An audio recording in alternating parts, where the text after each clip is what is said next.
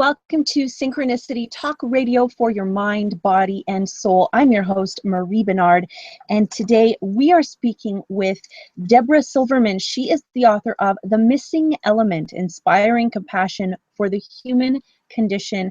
And Debra works on an individual basis as well as in workshops to impart emotional wisdom through a simplified language that describes the qualities of water, air, earth, and fire. She received an MA in clinical psychology from Antioch University, I believe, and trained for mental health credentials at Harvard and York Universities. And you can find her online at debrasilvermanastrology.com. And I just want to say on the cover of the book, there's a quote by Sting. He says, Debra Silverman reminds you what fun it is to be you, the singular, freakish, awkward you. And she also reminds you of your potential, your gifts to the world, and your place in it. Welcome to the show, Debra. Thank you so much. Thanks so much for being with us today. And so let's talk about the book, the Missing Element, Inspiring Compassion for the Human Condition. And it starts with the four elements. Can you tell us a little bit about why this is so important? It's so important. Well, it's ancient, first of all. It's one of the oldest sciences, starting with the American Indians and starting with the old Jews, the Kabbalistic Jews. It's in the Four Noble Truths of the Buddhist. It's in the four directions of the American Indians. Everywhere you look, the four elements. We can't live without water, air, earth, or fire. Think about it. You have to have water to drink and air to breathe and food to eat and the sun or the heartbeat, fire to keep us going. So basically, they're the most powerful creative powers in the world, in this existence. And the more we understand them and come back to basics and get our feet on the ground, the less we're in woo-woo. I get personally, there's so much information out there. I get a little exhausted with woo-woo. And I'm an astrologer, so it's really not fair to say that. But I like practical information, that your feet can touch the ground and your hands can touch the rocks, and you can apply information and make a difference very quickly rather than talking about it. Wonderful. Well, that's one of the things I wanted to have you on the show. I don't normally cover astrology because I don't believe in it, but I like that you're very practical, because so am I. So for someone who is skeptical like me, how is this book, how should I approach the book? So there's no astrology in the book. That's what's so curious. It's a personality test that comes with the book, and you quickly discover which one you are, water, air, earth, or fire. So you take the test in the book. And for example, by looking at your chart, I already know that you've scored high on earth, practical, concrete results, making sure you're loyal and you're responsible and you're accountable. That's very high value for you. Anyone that, then you find out what the missing element is. And in your chart, you have no air. And air is the element of talking dippy, like having superficial conversations and being in a theory and getting off the planet and having all kinds of ideas. That's one that you don't have. So I would say to you, if I was going to balance the cycle, the system, because there's four wheels in a car, four elements, one of the wheels goes down and the whole thing goes off. So we're looking at balancing all four. So if in your chart you don't have much air, which is, you probably don't like superficial conversations, is that true? Pretty true, yeah. And socializing for its own sake is not what you would be running into, like a party? No, I'm very social, but I get into deep conversations. I don't like just the surface stuff. Right. Some people are very good at schmoozing, I call it. So I don't have your chart and all the answers in front of me that would give you some concrete experience. But the short answer is someone's missing fire, for example. So they don't have energy. They don't get up and go. They don't go for a run. They have none of that. And so therefore in their life, they're missing that fun factor because they're not getting that juice or that passion activated. So in the book, you take the test, you figure out the missing element, and then you use the medicine or whatever that is to activate or to balance out the system. It's kind of like the spice that's missing when you're eating the meal and you're going, why is this so bland? Better known as your life. And then I give you the formula for the spice, very simple, very practical. And then suddenly people say, oh my God, suddenly they're communicating more. Suddenly the energy's back, or suddenly they're losing weight, or suddenly they're feeling, it's just so simple to give people back to themselves. But I did see the four elements, and there was this section where you talk about a crisis of the elements and what that would look like. And I was looking at that and I was kind of like, how common is it that people have stuff missing in all the elements? Never. There's always very comfortable, for sure. Somebody, like if there's an example of water, for example. So someone's emotional and they're always very predominant. It's usually one's missing. So let's go through them. So water is the emotional personality type. They cry easily. They're reclusive. They don't like to talk. They like to stay at home. They have a really natural relationship with animals and with their kids, and they don't want to be social. They don't want to go out. They want to be like the cook or the poet or the musician or the writer, and they're much more internal. They're called introverts, and they're incredibly intuitive and psychic, and they have a very strong relationship with feelings. The next element is air, and they don't care about feelings. They're all in their head, and they're thinking, and they're talking, and they change their mind, they socialize, and they're on the phone, they're on the internet, and they're doing Facebook, and they're airheads. So they're moving very quickly, and they're talking to everybody, and they've got the social skill as compared to water, who's quiet and internal and gentle and healing. Water is a healer. And then the third element is earth. Practical, grounded, really getting things done, making their list, cleaning the house, organizing, making sure the money's in place. All the practical parts of life is so easy to them, as compared to the airhead who's just having fun talking, or the water person who just wanted to be left alone. Earth people are business and numbers and accounting and taxes and getting things done. And the last category is fire. And these are the really energized bunnies. They're happy, they're fun, they're show-offs. I think you're fire, actually. They love to be in the world and be able to show up and show off and give people inspiration and wake everybody up. They're like alarm clocks. Think of fire. You walk in a room and we all stare at it because it's so exciting and so energizing. And so people are drawn to it, but they also get mad at it because they tend to be more honest and blunt, and they stick their foot in their mouth and they say things you're like, what did you just say? And they're thinking they're just telling the truth. So you can see how fire and water would clash. If a fire person was that blunt and the water person is that quiet, you put them together, or you put them inside one person, and there's conflict. So can you say more about that? Because you had said based on the chart that I was an earth, but I'm definitely not good with the accounting and the things like that. Yeah. I should have your chart in front of me to make this practical, because I don't like talking theory. This is all my work, is let me show you at a practical level, and people are so blown, because I didn't believe in astrology either. I've been doing it for almost 40 years. I came as a skeptic. I had zero appreciation. I thought it was the dumbest thing. I'm trained as a psychologist, as a therapist. So what would astrology have to do with anything? And then as the years have gone by, I am a full believer. Now I had a radio show for 5 years, and I was on Hay House Radio, and I just saw, oh my God, every phone call was so accurate. How could I begin to doubt this anymore? So there was never, ever anyone saying no. They were all saying, oh my God, that's so me. And that's my gift. Cool. Wow. Yeah, I'm a skeptic. So then I wonder, are you the earth person if you're also very practical? Yes, I do have earth. I definitely have earth. And my gift is, I'm air, because look how I talk. I'm definitely air, and I've got lots of words. And then my earth is the application of it. So yes, I'm both. I definitely have, we all have all of them. And I was missing earth as far as real organization and really good with numbers. And when my business started to grow and expand, which is what's happened, I had to cultivate earth, which is accounting and taxes and insurance and things that earth me. I was like, but now I'm good at it. So it sounds like ideally when people read your book, the missing element is that they get, and I think you did say this, they get everything in balance. 4 wheels on a car. You don't want to be off balance.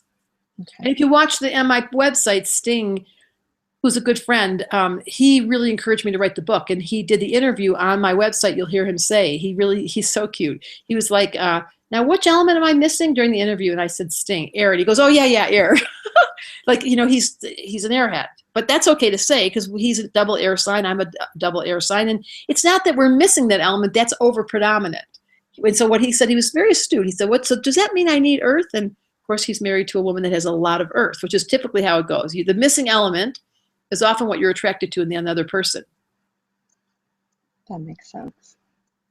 Wonderful. Well, while we're waiting for the chart, I really liked, just in the beginning of your book, there's a quote, actually I think it's your own words, is you say pain is a doorway to humility and wisdom.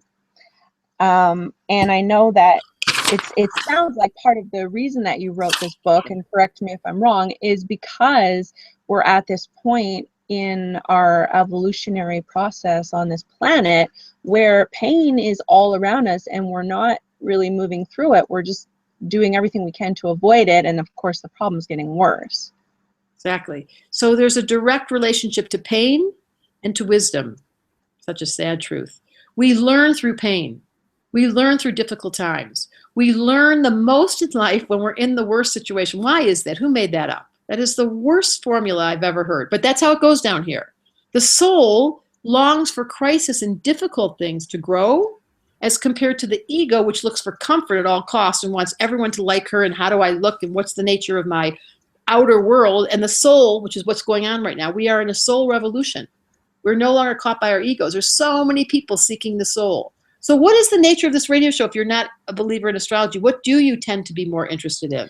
Well, the show started out as a spirituality show, and then I kind of became disillusioned with it all. And so now it's more just psychology and practical stuff that works, stuff that is documented and proven through studies and all of And that. how did you get disillusioned? What was the disillusionment? Seeing these big spiritual people behind the scenes and not walking their talk. It was really hurtful. Exactly right. So that is exactly what I am all about, is how do I bring you practicality? So here's how it would translate. And Sarah's going to look up your chart and bring it to us. I can't seem to get this computer to work because I'm on someone else's computer. Sarah, if you could help me open this up. It's already in Astro, and I can't do it. So it's under Marie. It's her name. Okay, I can bring it. If you give me the computer. So is this a program that just calculates? It gives you all the information, and it's very simple, and it gives you the gift of being able to see where the planets are. So I teach. This is a moment in time that we won't forget. The first interview that no one was prepared. It's not my style. Let me get you your chart. Well, this is also your first time doing an interview on Google Hangouts on air, so I know I can imagine that was a little bit stressful for something new. Okay, so here we have your chart. And I'd love it if you had a questionnaire. That would really help. It's in the book. If there's a way to find on the page what page it's on, the interview, the questionnaire, she's got it, but she can't see it. Okay, so let's see here. Yes, so you're, that's very funny about the earth. You are a detailist, you're a perfectionist, and you have a high appetite for accuracy. And when things don't go just so, it's very uncomfortable for you because your value this life is being accountable, responsible. And you have quite a bit of Virgo, I don't know if you knew that, which describes a person who loves quality control and is a Puritan. So if it's not the real thing, your little lie detector test goes off and you're like, beep, beep, beep, beep. And I think I would say your missing element, even though it is air, it has something to do with, it's just as you explained it. If someone's talking theory, this is air people. Typical air people can listen to anything and be interested in everything. Your value system gets all filtered through earth. So it's the practicality of life and the details and the precision that really turns you on. And so everyone's got a different system. One of your gifts is being the voice or being the contrarian. That's one of your qualities, is being willing to ask the questions that no one else asks and being able to step into the conversation that's really difficult. That's comfortable for you because your value is so much about practicality that when things get left out, you'd be very unsatisfied. You're also probably a great cook. Do you like to cook? Maybe if I had a bigger kitchen, but not right now. You don't cook. That's interesting. But you must, is nurturing and mothering and cuddling and animals, is that part of your world? Yeah.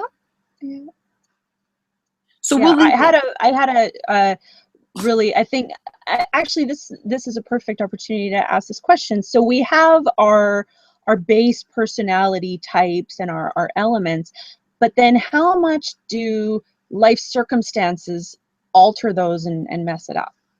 That's a very good question. So let me ask you this. What happened in 2007, 2008? That should have been a very big turning point for you. I don't know. I was really depressed. At that time, I was the heaviest I've ever been. It wasn't a good year. So that's the turning, was that the turning point? Did you bottom out right about then? Remember that birth date, 2007, 2008? 7 years ago, 8 years ago. Yeah, I just remember, I wasn't where I wanted to be. I've had like depression cycles throughout my life, so like lots of trauma and all that. And then a couple years after that, I moved away from that situation. I was living with someone that it wasn't a good situation. And yeah, so I moved a couple years after that, I think, and maybe the next year. Was that the next did? I think so. I don't remember exactly the dates, but yeah.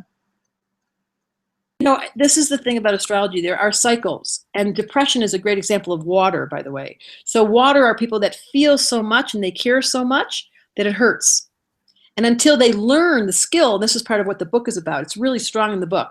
The observer is the bottom note of the message of the book. And the book has to do with when you can start stepping aside and looking at yourself from a distance and you see your patterns, for example, if it's depression or it's weight or it's relationship or it's money or it's career, and it keeps reoccurring, which is what I say in the book, there's a pattern of crisis. And it comes in and it hurts us. And it always seems like it's the worst thing that could happen during it. But if you get through it, and then you learn the skill set of either, in your case, because you have no air, it's probably the observer of being able to watch yourself and to notice the pattern. How did you get out of the depression? Well, I still get it. I just keep moving forward. I've been in therapy and doing lots of work, and it just keeps coming back. I get new skills, the depression comes, and my life doesn't fall apart anymore like it used to, but it still comes. Right. So this is the thing about the book. You will find a theme. That's a water theme. You just gave the exact example. So that's a water story. I bet your issue's water if you scored on the test, which we don't have. But what you'd see is you probably score really high on water. Sensitivity, being empathic, caring too much, being respectful to other people, feeling their pain almost like it's your pain, being empathic. And so therefore it gets so imploded that if you don't introduce another element, which in this case would be air, detachment, standing apart, learning how to use your mind, that's the medicine, is the missing element gets introduced. And then suddenly you're like, whoa, who would have thought that learning how to use my mind would get me out of depression? But it's typically a different doorway that you're not using that helps you get freed. And that's really what this is all about, is finding out what the patterns are that repeat, because everyone's got them. I mean, depression's a really hard one, but issues around relationships are really hard, or finances are really hard, or there's, everyone's story in this lifetime comes in with so much to learn. And some people come in with an easy lifetime. And you look at them and you go, now how'd that happen? And some people come in where they're like one trauma after another trauma, and they really came in as a Leo to have a little bit more drama and trauma to keep them muscular. And while it seems like it's been hard, it's actually a gift in disguise, because you're accruing conscious, you're learning, you're a great student of life. You're not just taking it lightly, you're really pouring yourself into it. So there's a spirit who's got a will, as compared to a water person who's like, I'm not even going to go out of the house. I'm just going to implode and I'm not going to grow. You're clearly growing. And that's what the book is all about. How do we take our position in this lifetime, find our missing element, have compassion for whatever it is you're carrying, and everyone's carrying something, and then rewrite the story with a new narrative based on the missing element. Wonderful. That makes sense? I think so. So there's one, it's just one element that each of us are missing that keeps us unbalanced, or can Sometimes it be it's more than two, one? but it's very clear that it's one. There's usually one that really stands out. Like someone can't do money, that's earth. Or somebody can't do their emotions. They can't do stillness. They do never relax, that's water. Or they can't take care of their sexual energy. They don't have any sexual energy, or they're too sexual, or they're addicted. That's fire. Or it's air. They don't know how to communicate with a way of being in relationships. They can't do relationship. So it's usually, I mean, it can be in a really hard personality story. Yes, they can have all four, but I've never seen it, to tell you the truth. There's always some element that's really strong and healthy. I've never seen anybody that's got a problem with the personality types that's really handicapped. In the book, there's 4 stories. I don't know how much you read of the book, but there's 4 stories of all the people that have mastered their element by overcoming it, by using the trauma to become their doorway to really doing their work. So could you share one of those stories with us? Sure. My favorite one is the water story, which I just found out from him last week, because the book is coming out now, and I had to make sure the content, because I'm starting to do these millions of interviews, that Diane Sawyer called him from ABC to have him give her the story, and he only gave it to me, so he never gave it to her. Pardon me. I love that. That's my reminder to be bold and happy and loving. I love that. It was an alarm. That's a fire reminder. That's a great thing. Let's do it. Let's see you be bold and happy and energetic. That's cool. Okay, so this is the fire story. This is the water story, the first story. And water always comes first. We spend 9 months in the water in the womb. We walk into a party. The first thing everyone says is, "Do you want some water or some wine or some tea?" First thing in the morning, you go to the bathroom, you take a shower. Everything always starts in water. It's the emotional part. So he was a fireman for 25 years in New York City, in Manhattan, and he was the lieutenant of his house, the firehouse. He retired on September 9th, 2001. And there was a big party for him. On September 11th, he was flying for his retirement. He looked out the window on his plane, and he saw the World Trade Center on fire. He left from New Jersey, and the plane landed. He drove back. That was his district. The firehouse that he was in for 25 years was right next to the World Trade Center. He flies back to New York City and finds out that the guy that hired him the day before, who has the same job as he had, who began his job, was dead, and that everybody in his unit had died. So he left the day before, retired on September 10th. And then he began his entrance into his pain. Water, sadness, depression. What am I going to do about this? How will I ever have faith again? How will I ever believe again?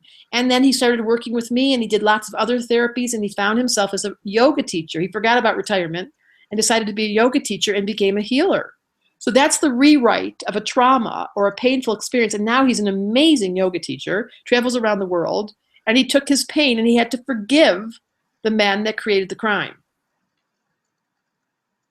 That makes sense? Wow. That's called water. Yeah. So, and here's the air story. Air is, this is a great story. I had a friend who worked in San Quentin prison in California. She was a volunteer, and she was leaving. And she said, "There's this one man who I've really grown accustomed to. I've gotten really close to him. I don't want to leave him alone. Would you be his pen pal?" So I began to write him over the next probably 10 years. Every week I'd write him a card, and I'd go to the New Age bookstores and buy a little rainbow card with the little unicorns on it and little sparkles. And I kept saying, "Don't give up, Kenny." And I was working with Sting at this time, and I told him the story about Kenny, who I'd gone to see him at San Quentin. He was in for life. He'd been given a life sentence. It was the wrong sentencing. He did commit a crime. He never hurt anyone, but he'd been given a life sentence, which was inaccurate. So he'd been in prison for 27 years at this point. So I'm telling the story, and then a few of my wealthy friends said, "I'll pay you to go get him out. Go get the best lawyer you can in California." And I did. And he was released, this is the craziest story, on the day that Obama received his nomination. He was a black man, Kenny. He was released on the day that Obama received his nomination, the same day that 45 years earlier, Martin Luther King said, "I have a dream." That was the day that Kenny got out of prison. Wow. I filmed it and made a short documentary. It's on my website. And you see this man liberated, freed, after 27 years, and his attitude was remarkable. And so this is air. Air is, don't let your mind leave you in prison and never think you're going to get out. Anything's possible. Because there was no reason. He was the first man in 30 years that had a life sentence that was let out of San Quentin. Wow. Okay, well, speaking of your website, it is debrasilvermanastrology.com. And we're speaking with Debra Silverman right now. She's the author of The Missing Element, Inspiring Compassion for the Human Condition. So the air, it sounds like this ability to just be light and fluffy, everyone needs that, because if we get stuck in too much of the practical or too much of the emotional or too much of the dramatic, then we get sucked into that. And yet if you're too strong in air, then you're just flying around and never accomplish anything in life. Exactly, you got it. And what your element is missing is air, and air is lightening up. It's so great that your alarm went off and said, have fun. That's very air, to have a phone that gives you the indicator to smile. It's so funny. Yeah, I set up the alarms to do that, and I do. Yeah, that people tell me to lighten up a lot. I'm very, very serious and very goal oriented, literal too. Like I won't well, I do talk a lot. I talk too much, but it's always, it's not fluffy. I don't think it's Exactly. get to the facts. You've made my point. You're missing air. You have no air in your chart. So Hmm. the way that you add that to it is just what you did. That's a great exercise. Smiling, just pretending you're happy. Air people are happy for no reason. They're dippy. You're not dippy. And I'd like to be more dippy. Ignorance is bliss, you know. Sometimes like I just focus on so much, like what's right. If I see a problem, I feel like it's my responsibility to fix it, which is what you were saying, that Earth. yeah. You really got it in your chart big time. But So yet you're I'm terrible with taxes and accounting. So right. Well, it means that there's some places that's air, the numbers and the details. Someone else should be doing that for you. But some people that are earth really love doing that. So you're a great example. I wrote this book for the non-believers. You don't have to believe in astrology for this book to be important. You have to believe in the desire for you to fall in love with who you are and to turn on your observer and to find the way to get out of that locked position where you keep going in a circle, which clearly you're really working at. So thank funny you. because the circle's all behind you. Yeah.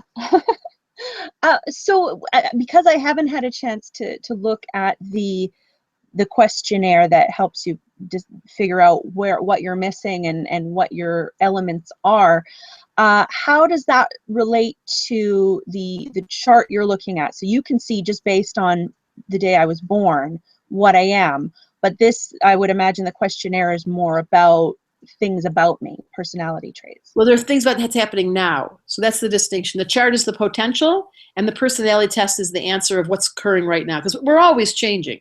And some people lose their charts. Some people aren't really authentic, and they've become really goal-oriented to be established in the prestigious world of, looking good, and they left their water behind or their emotional body. So I can tell by the test more accurately, and the chart tells me the potential of what they're capable of. So I use both. Oh, okay, good to know. One's more here and now, and one's more potential. But some people are totally their chart. It's like the funniest thing. I mean, it's embarrassing. When you learn astrology, it's embarrassing how totally we are playing out our characters. I mean, you look like a Leo. Look at your hair. Yeah, I'm definitely Leo, but I'm kind of on the cusp near Cancer. You have a lot of Virgo. You should be reading about Virgo. I didn't know. Lots of it. So you're a worrier and you get yourself caught into the details of things. And if it's not right, it drives you crazy. And yeah, you are very precise. And it's really annoying when things aren't real. That's okay. That's an interesting question, because in some ways I am a perfectionist. I definitely ruminate, worry, focus on details. And yet my house is unorganized and Virgo. They can be really messy. But there's a method to their madness. Yes. They don't put things away, but they know exactly where everything is. It's the funniest thing. As compared to some people who really don't know where anything is. Virgos know. They just don't have the time to put it away because they're multitasking all the time. Yes. So then is that, well, I don't know enough about astrology to know. I just know that based on the day I was born, I'm a Leo. But what other things take into account? Because you've got 3 planets in Virgo. You've got your Saturn's there, your Venus there, your Mars is there. You've got quite a bit of Virgo. It is, and there's messy Virgos. It just means, and right now, by the way, your chart is really in a positive cycle. You should be doing really well with work. Are things in a positive cycle right now? Compared to the past, I never feel like I'm doing well enough. That's so. Compared to where I've been, absolutely. That's so funny, because Earth people never think they're doing well. They never feel like they're getting it right. Even when they're getting it right, they don't know they're getting it right. They get a high score and it wasn't an A+, it was only an A-. Now they're mad. And you're like, wow, that's the hard part of Earth people. That's the purity I was talking about. You're always seeking a better version of Marie. It's a good thing from a spiritual angle. It's not very fun for your ego because she's always being criticized. It's very painful, yeah. It is.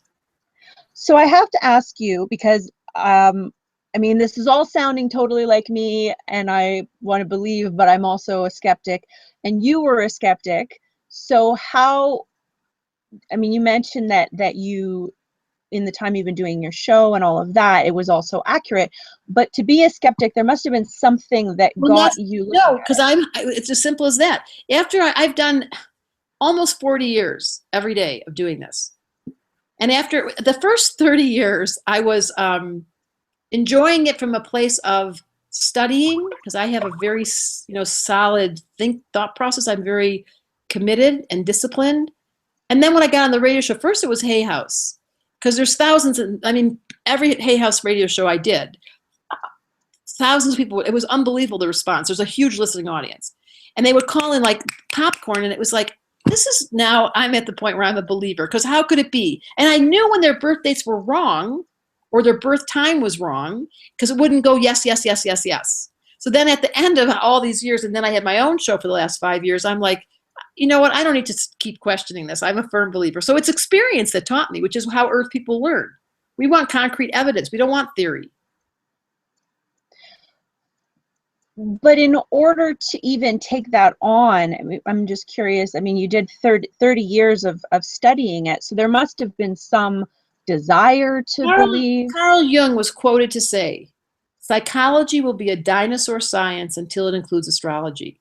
He was an astrologer. It just came out in the last 15, 20 years. Every session he did, he had a chart in front of him. All the mandalas he worked with, he worked with personality types. He was an astrologer. So I was brought to it. I was studying Jung in graduate school, and I came to it as an academic curiosity.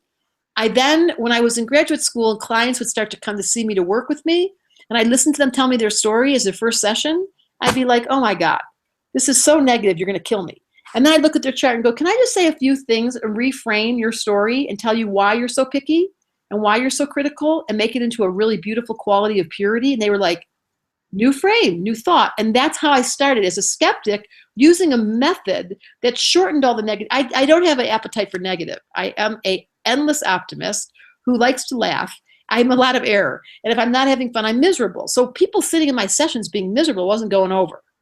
And I very quickly knew how to reframe negative into real, not super like saccharine or fake. And I got results. And then my practice, before I finished graduate school, but combining astrology and psychology, I was mobbed with people. And that's when I realized this stuff really works. And so I just never argued with it. And I kept doing it as an experiment and fascination. And then it reached a critical point where I was like, would you stop with the skepticism? I was with my kids one night, and I remember saying to them, I don't really like woo-woo. And they were like, Mom, you're an astrologer. I was like, well, that's funny. I think of astrology as being very earthy. And that's when I realized, I think I've made astrology practical. That is so funny. Because I would be like, if I had any doubt, then I don't know if I could do it at all. I'd be like, unless every single session, every single session. It is the straightest people. And of course, all these women send their husbands to me. The husbands believe. I work a lot in corporate now. They don't believe a thing. And then I just sit down, and people say I'm psychic. It's not psychic. It's astrology. So I love the non-believers. I love giving them readings. I love disregarding. I love taking them out of their comfort, because I was one of you. And Carl Jung said it so well. Psychology will be a dinosaur science until it includes astrology. Because you got to sit and you go around and around the storyline rather than getting to the source of why are you the way you are? What was God thinking when she made you? Was she having a bad day? No. She had a real intention in making you the way you are. And depression, I hate to say this, it's one of the richest soulful doorways. A soul that takes on depression in a lifetime wants more than anything to be real. Sorry. No, I like that. That's the reframing. I think is so important. It's the only way this planet's going to make sense to me. I can understand depression. I don't like it here. But I've come to appreciate that sentence, I don't like it here, is not working. So I've had to call myself to the carpet and go, Debra, what don't I like? I don't like people hurting each other. I don't like that there's so much density around people's natures and how they hurt, like they don't understand someone else's point of view. I'm loving politics at the moment, watching our American politics. I don't care who your point of view is, just be kind. Like, listen to another person. And I don't understand the absence of kindness. I don't understand why people don't share their money. It makes me crazy. So I find this planet very disturbing, that it's acceptable. I was just watching a documentary that the American Indians who lived on our land before we got here have been violated and abused, and we pretend like we're such nice people. No. Now let's go back and review and forgive them and ask for forgiveness and get ourselves back on course. But we're not there yet. But I have great optimism that we are going to change the story when we grow up. And we're just teenagers at the moment. And that's one of the things that you say in your book. Maybe you could put your headset in now because I'm getting a bit of an echo.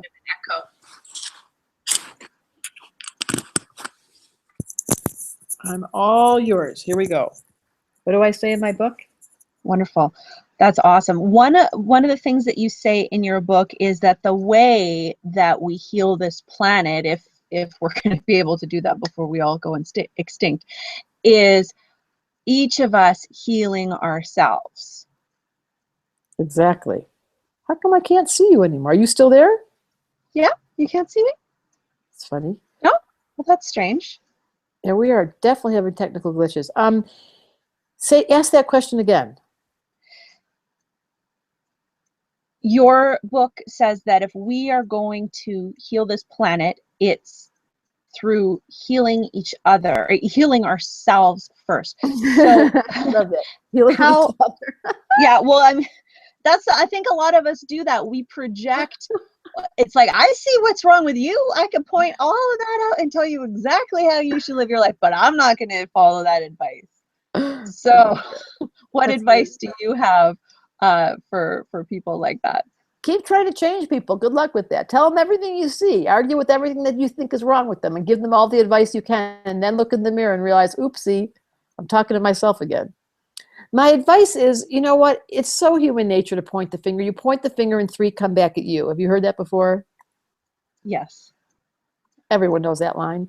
So it's a question mark of how are you going to give yourself back to your real function in this life, which is to let go of other people and put your attention on what matters the most. And that's you.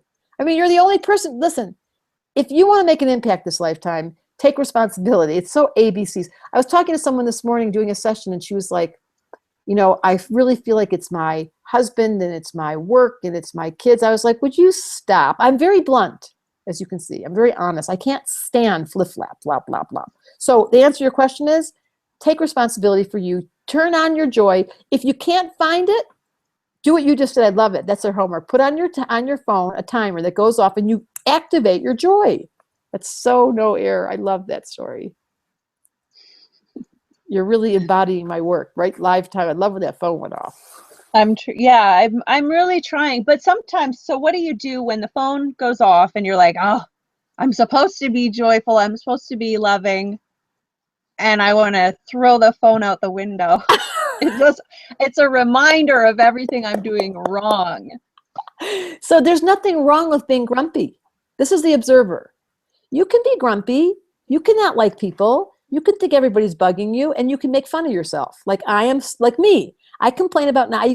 I'm changing. I'm almost 60. I'm changing my story. I used to say I hated being here, and then I was like, Deborah, would you stop? So I make fun of myself. There goes a little whiner. There goes a little whiner, Deborah. Isn't she cute? She's miserable for 15 minutes until I get her attention and say, I'm in charge, not you, honey.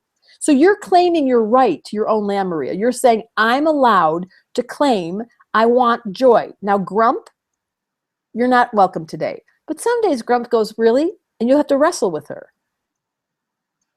Absolutely, yeah. That's when you get muscles.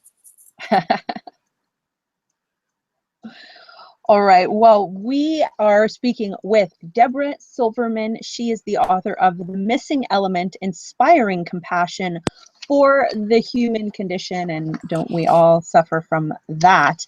And you can find her at debrasilvermanastrology.com. And Debra, I see a note here about an apprenticeship program. What is that? So for those people that are interested in learning astrology or they want to be able to take this, there's a whole program. There's a 6-week program, there's a 12-week program, and there's a 3-month program. And you really get to be an astrologer when you grow up, or you get to be a dangerous astrologer as a beginner and just learn enough information to be able to tickle yourself. But the first course is it would be great for you. The first course gives you the practical skills using simple beginning points of how do you instill a change in your personality. And I'm going to steal your idea and get people to do that thing on the phone. It wasn't my idea. I got that from a few different people, but yeah. It's okay. Yeah. I'll steal it anyway. Good. Yeah. So people can come learn. I am known for my being a teacher, and being a teacher is one of my deepest passions. It's one of my greatest joys. And watching, I have a school right now with 100 students in it, and watching them learn is delightful. Wonderful. Well, I know that you have a lot of interviews and clients to speak with and all of that, so we do need to wrap up in a few minutes.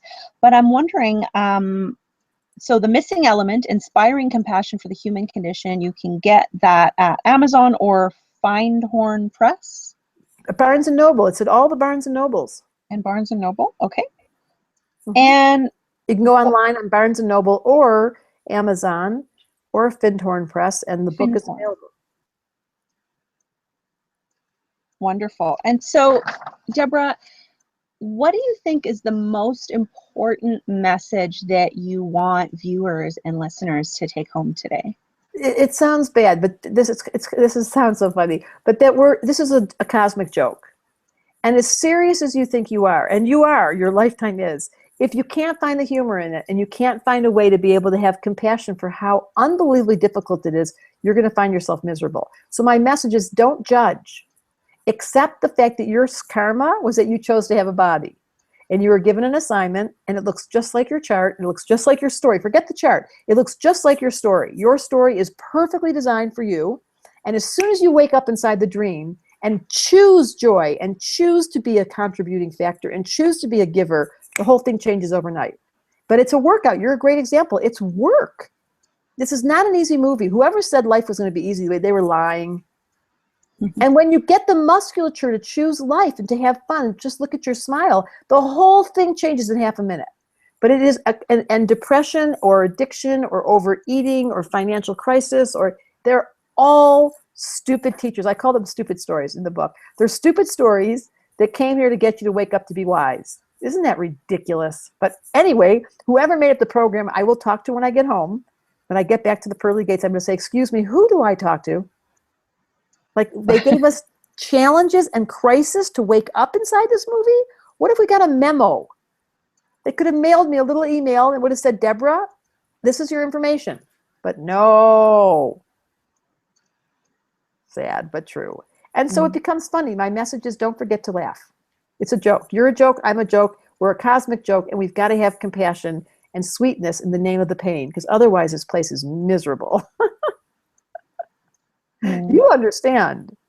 I do, yeah. And it's funny because I'm in a relationship with a stand-up comedian who's broke and I'm like, you know, I want a man who can provide and do all these things. And I don't know what I'm going to do. I don't know how long it's going to last, but now somehow that is just the funniest thing. I'm in a relationship with a stand-up comedian who's broke. That's a beginning stand-up line. Because if you love his joy enough, it won't matter about the money. But if you've got a lot of earth in your chart, you care about the money. Have you known many stand-up comedians? They're not very joyful people. I'm the one bringing the joy. Really? He's not very happy? He's happy with me, but I mean, stand-up is therapy for a lot of people. And he has he's funny. He can find the humor in things, but it's from a cynical point of view. So it's an interesting mix. Funny. That's fascinating. Yeah. Well, thank you very much for this interview, and good luck with that. Everybody's got a challenge. There's no one. Everyone's relationship has a challenge, just how it goes. And as soon as you can smile and enjoy and find the missing element, and that's what the book's about, it'd be really fun for you. I'm sorry we didn't have everything set up today. I really apologize. You've taught us a lesson, so thank you. No problem. It was such a pleasure speaking with you, and it's interesting watching it unfold. So yeah, thank you so much for your time, Debra. I really appreciate it. Again, Debra Silverman, The Missing Element, Inspiring Compassion for the Human Condition. And if you found this interview helpful or useful, please share it with someone that you think might find it valuable as well, and subscribe to the channel. And sending lots and lots of love to you. I love you so much. Be well. Thank you. Namaste. Bye-bye. Namaste.